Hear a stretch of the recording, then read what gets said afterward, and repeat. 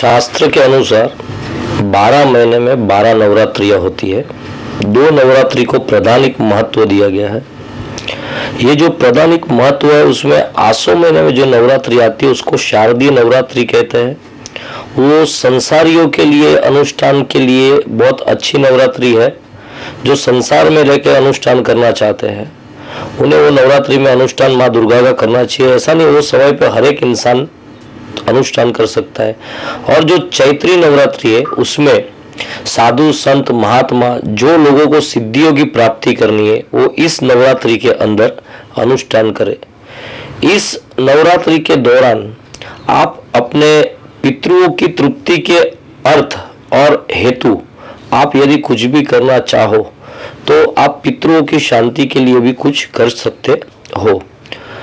बात नंबर 2, नवरात्रि में अनुष्ठान करने के लिए जो भी व्यक्ति अनुष्ठान करेगा या तो करता है वो दीक्षित चाहिए। वो माँ दुर्गा के हर एक मंत्र की दीक्षा लेके उसने गुरु यदि किया रहेगा तो वो मंत्र उसको फलीभूत होगा। बिना गुरु के ज्ञान सार्थक नहीं है, क्योंकि जहाँ गुरु नहीं है वहाँ दीक्षा प्राप्त होती नहीं है। अपने मन से किए गए मंत्र तंत्र वो सहाय नहीं करते, फिर हम ईश्वर को दोषित ठहराते हैं कि हमें वो चीज का फल प्राप्त नहीं हुआ। जहाँ ज्ञान नहीं है और अज्ञानता है और ज्ञान का अभाव है वहाँ चाहिए कि गुरु की सहमति से कोई भी मंत्र का जप करे। चैत्र नवरात्रि अभी स्टार्ट हो रही है, अभी शुरू हो रही है, तो इस चैत्र नवरात्रि के अंदर माँ दुर्गा की उपासना, उनका षोडशोपचार पूजन नहीं तो पंचोपचार पूजन करके आपको चाहिए कि इस नवरात्रि के अंदर ज्यादा से ज्यादा रात्रि के समय कुंजिका स्तोत्र का पाठ करें। दुर्गा सप्तशती के बहुत से मंत्र है, उस मंत्र को आप अनुष्ठान के रूप में जपे और उसके बाद में उसका हवन इत्यादि करके 9 कन्याओं को भोजन कराए, तब जाके इस नवरात्रियों में आपको फल प्राप्त होता है और माँ की कृपा आपके ऊपर सदैव बनी रहती है। ये चैत्र मास की जो नवरात्रि है वो ज्यादातर जो साधु संत महात्मा जो उपासक है उन लोगों के लिए है। ऐसा तो कोई भी नवरात्रि में आप उपासना करोगे तो माँ उतना ही फल देने वाली है, लेकिन ये जो नवरात्रि के अंदर आप करोगे, जैसे कि नवनाथ उपासना करोगे, शिव उपासना करोगे, माँ दुर्गा की उपासना करोगे, तो उससे आपको अनंत कोटि फल प्राप्त होता है। माँ दुर्गा की आपके ऊपर कृपा बनी रहती है। जो लोग ये चाहते हैं कि हमको हमारी कुल देवी पता नहीं है, कुल देवी का ज्ञान नहीं है, वैसे लोगों को इस नवरात्रि में माँ भगवान की, भगवती की उपासना करनी चाहिए। इस उपासना के दौरान माँ की कृपा आपके ऊपर हमेशा बरसती रहेगी और आपको यहाँ और वहां भटकने की जरूरत नहीं पड़ेगी। शारदीय नवरात्रि में माँ दुर्गा की पूजा होती है, इसमें भी माता रानी की पूजा होती है। चैत्र महीना में भी माता रानी की पूजा होती है। शारदीय नवरात्रि में जो होता है वो जो दुर्गा की पूजा होती है तो घर के अंदर ज्वारा वगैरह 9 धान को बहुत लोग उगा के उसकी पूजा करते हैं और इस नवरात्रि के अंदर केवल कलश रख के उसकी स्थापना करके उनकी पूजा करते हैं। हर एक धर्म के हिसाब से, मतलब हर एक अपने अपने रीति रिवाज के हिसाब से अपनी उपासना अपने हिसाब से करते हैं। चैत्र मास की नवरात्रि के अंदर ज्यादातर दुर्गा सप्तशती के 700 मंत्र से यज्ञ करना वो फलदायी है। उसके अंदर उस मंत्र को अच्छे बहुत से अपने अनुरूप मंत्र से, अनुष्ठानी मंत्र से संपुट लगा के यदि आप हवन इत्यादि करो, ब्राह्मण भोजन, गौदान, गौ सेवा ये सब करते हो तो आपकी चाहिए मनोकामना सब पूरी होती है। उसमें अलग अलग प्रकार से है, अपने अपने अनुष्ठानों के ऊपर होता है कि आपने कितने अनुष्ठान किए और कितने कुंड का आपको स्थापन करना है। बहुत से जगह पे जैसे कि कोई भी आप पाठ करते हो, कोई संकल्पित पाठ करते हो, संकल्प लेते हो, कोई मंत्र जप करते हो तो उसका दशांश होम होना चाहिए।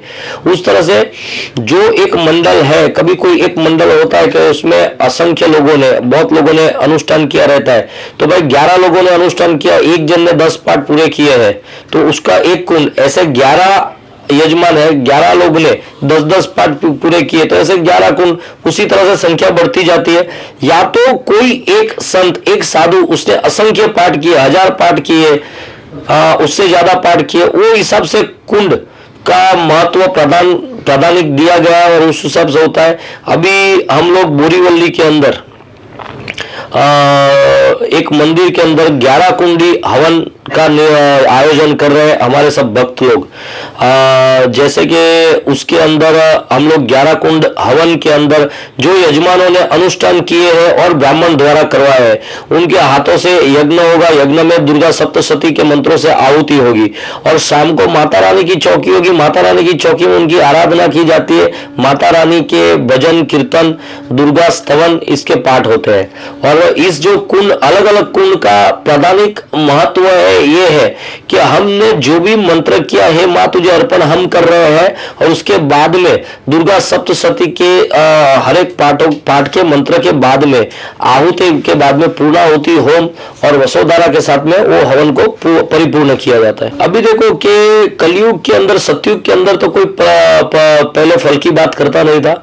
कलयुग के अंदर पहले फल की बात आ गई है। तो सबसे पहली बात है कि सबसे भौतिक सुखों को छोड़ के, भौतिक सुखों को छोड़ के कि परमात्मा के मंदिर में जाओ और बोलो मुझे गाड़ी चाहिए, मैं एक नारियल चढ़ा दूंगा। 10 रुपए का नारियल में आप 15 लाख की गाड़ी मांगते हो तो परमात्मा भी बहुत समझदार हो गया आज। तो उस तरह से आपको मानसिक सुख, शांति और समृद्धि की प्राप्ति होती है। आपके घर के अंदर सुख शांति की प्राप्ति होती है इस हवन से।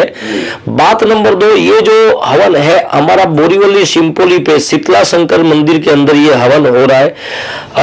ये हवन जो है उसके मेन मुख्य आयोजक है, यजमान है जो मेरे बहुत पुराने शिष्य भी है, भरत भाई वडगामा, जो ये हवन को करवा रहे हैं और माता रानी की चौकी करवा रहे हैं। और वो खुद माँ भक्त है, वो खुद माता जी की उपासना करते हैं।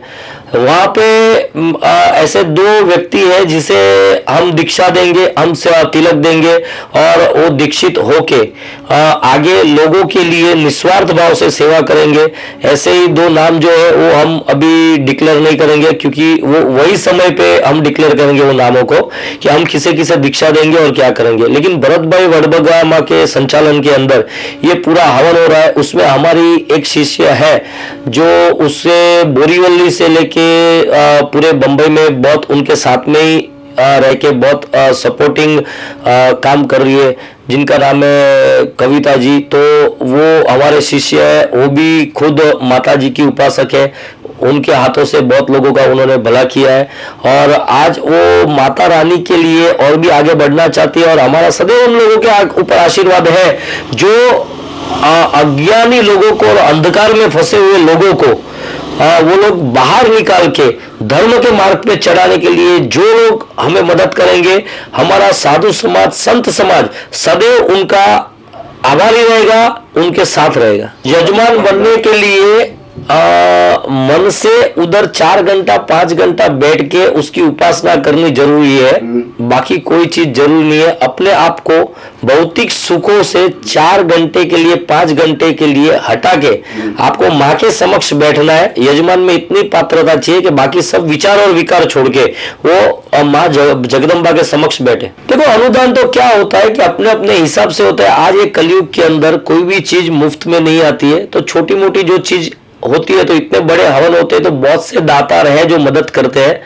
बहुत लोग सेवा करते हैं इसके अंदर। तो हमें आज तक तो ऐसी चीजों की जरूरत नहीं पड़ी।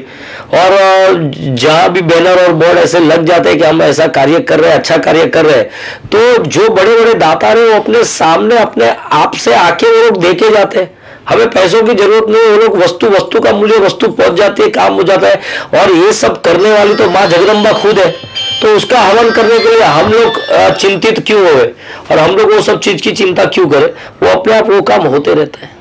हवनात्मक यज्ञ का विशेष यज्ञ एक महत्व है और एक ये है कि इससे क्या होता है कि जो भी बच्चे हैं, बड़े हैं, उनके अंदर एक संस्कार का सिंचन होता है, संस्कृति का वास होता है जो आज नष्ट हो चुकी है कॉन्वेंट स्कूलों के माध्यम से। आज हमारे बच्चे ही हमारी संस्कृति भूल चुके हैं, तो उन लोगों के लिए ये संस्कृति का वास उनके आत्मा में होता है। बात नंबर 2 कि ये जो चैत्र महीने में है, हम पितरों की शांति के लिए जितना भी कर सके उतना करना आवश्यक है। पितृ तर्पण हर एक मनुष्य को करना चाहिए। देव ऋषि मनुष्य तर्पण हर एक मनुष्य को करना चाहिए, जिससे क्या होता है कि घर के अंदर सुख शांति और समृद्धि बनी रहती है। इस चैत्र महीने के अंदर यदि आप चाहो तो श्रीमद् भागवत जैसे धार्मिक कार्य करवा के अपने पितरुओं के ऋण से और बंधन से आप मुक्त हो सकते हो।